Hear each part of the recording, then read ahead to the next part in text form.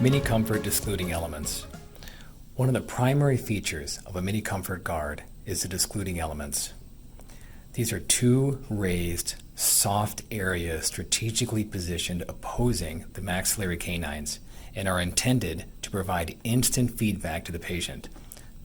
During the day, when the patient wears the appliance, they make a conscious decision and habit-changing decision whenever they contact the elements with their maxillary canines.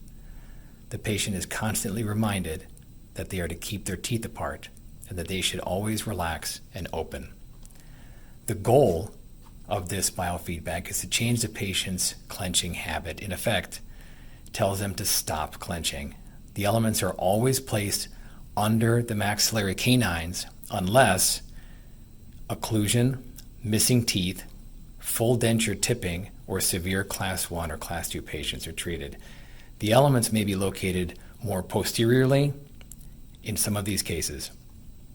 The elements follow the basic principles of cuspid guided disclusion, and the miniComfort is safe to wear up to 16 hours per day.